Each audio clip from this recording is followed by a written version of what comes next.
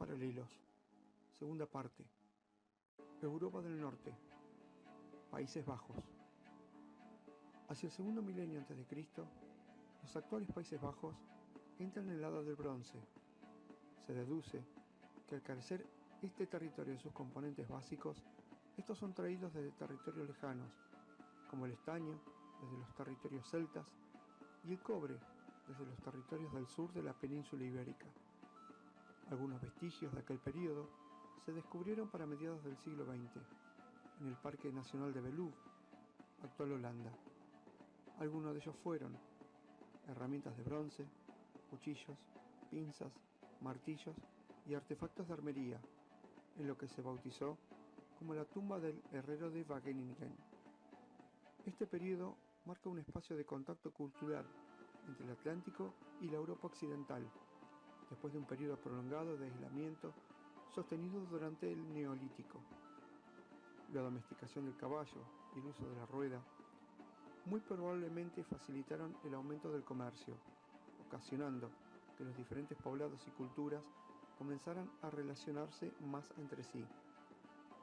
Por otro lado, durante la Edad del Bronce aparecieron las primeras organizaciones estatales, con poblaciones más numerosas y un sistema social más complejo y jerarquizado.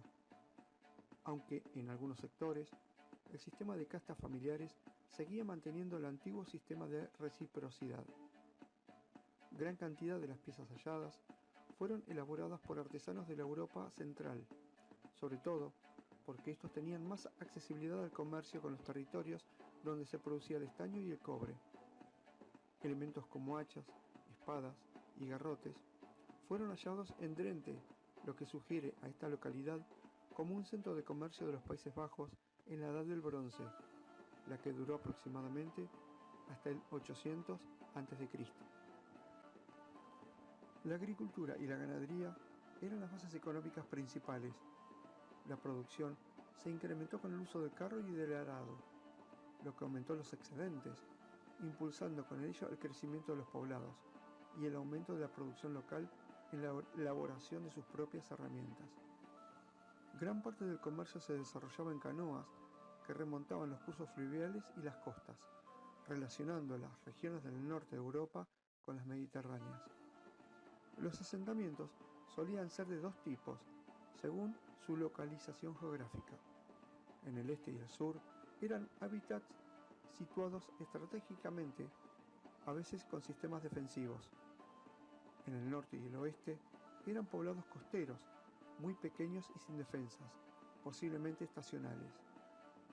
Careciendo un ejército, aunque ante una invasión o conflicto, reunían milicias que regularmente eran conformadas por los propios aldeanos y campesinos, casi siempre dirigida por un líder o jefe tribal. Japón. Cultura Jomon tardío. De acuerdo con la evidencia arqueológica, el pueblo Jomon creó algunas de las vasijas de cerámica más antiguas de la historia. La cerámica de este periodo es conocida como Jomon Doki. La primera palabra significa patrón de cuerda y se refiere a la decoración en barro que se asemeja a diseños realizados con una cuerda.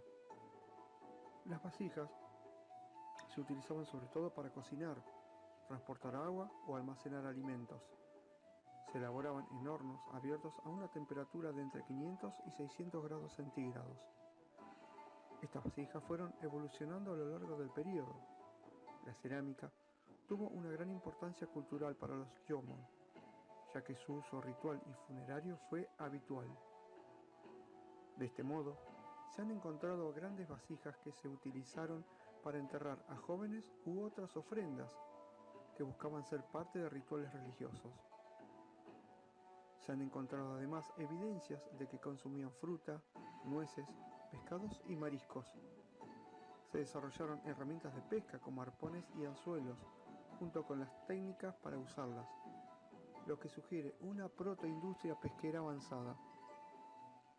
Los alimentos que reunían los transformaban de muchas maneras y los conservaban de forma que pudieran disponer de ellos a lo largo de todo el año, sobre todo en periodos invernales. Entre las especies vegetales que cultivaban o cuyo crecimiento controlaban provechosamente estaban el castaño, el árbol de la laca y varios tipos de legumbres, como la soja o las judías rojas. Recién a finales de este periodo, la agricultura se asienta en el territorio como base de la economía rural. La ropa estaba hecha de la corteza de la morera, ensamblada con agujas de hueso, y también se encontró que tejían cestas de mimbre. Según restos hallados, en ciertos periodos del año, familias enteras se trasladaban a las zonas costeras, buscando, a través de la pesca, alimentarse o comerciar la carencia de otros productos. Los asentamientos se caracterizaron por ser semipermanentes.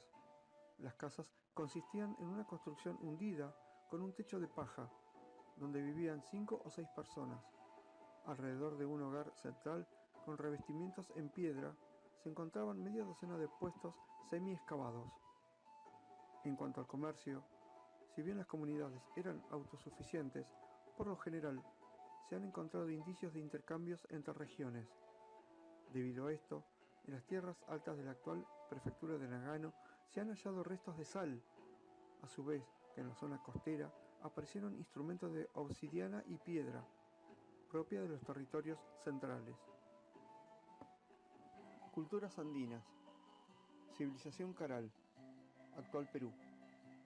Surgida alrededor del 3000 hasta el 1800 a.C., es la cultura andina de la cual existe mayor evidencia arqueológica, especialmente en la ciudad sagrada de Caral, en el valle de Supe, ubicada a 182 kilómetros de Lima y considerada la ciudad más antigua de América. La civilización Caral, una de las más antiguas del planeta, se formó en un territorio de contrastada configuración geográfica, sustentada en una economía completamente pesquera agrícola y en una compleja esfera de interacción que integró a poblaciones de costa, sierra y selva andina en el área norcentral del Perú. Fue la expresión más nítida del surgimiento de las primeras sociedades complejas y de estados en el área. Los estudios rigurosos han demostrado que esta civilización fue contemporánea de otras civilizaciones primigenias del mundo, como las de Egipto, la India, los sumerios o China, pero a diferencia de ellas, que intercambiaron sus logros, Caral se desarrolló en completo aislamiento. El logro más impactante de esta primera civilización fue la construcción de extensas ciudades, con edificios monumentales, construidos de una manera muy ingeniosa, con piedra, barro, materiales vegetales.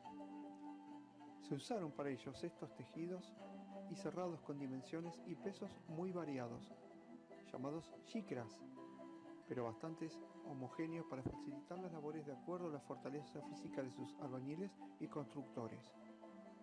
Las formas predominantes son las pirámides escalonadas, las plazas circulares o semicirculares hundidas en los frentes, con escaleras que daban acceso a la cima, donde se observaban habitaciones y espacios para rituales y ceremoniales. Podríamos denominarla una civilización de paz, pues no se observan ni se han encontrado armas ofensivas ni estructuras defensivas. El factor de integración social y cultural que mantuvo unidos a los habitantes del Valle Caral en Supe debe haber sido la religión, que quizás se utilizó como un medio de cohesión y coerción. La evidencia arqueológica muestra también una significativa producción agrícola de algodón para redes de pesca y prendas tejidas en técnica torsal, así como muy sofisticadas expresiones de arte musical en la confección de flautas con figuras incisas de animales míticos que sugieren un carácter religioso. En esa época, esa fue la política del Estado para el control de la población, de la producción de bienes y su circulación. Ello está representado en los grandes monumentos de carácter religioso, las que conocemos como pirámides, con sus plazas, atrios y altares del fuego sagrado en donde se llevaron a cabo las diferentes festividades del calendario ceremonial, símbolo de su identidad cultural.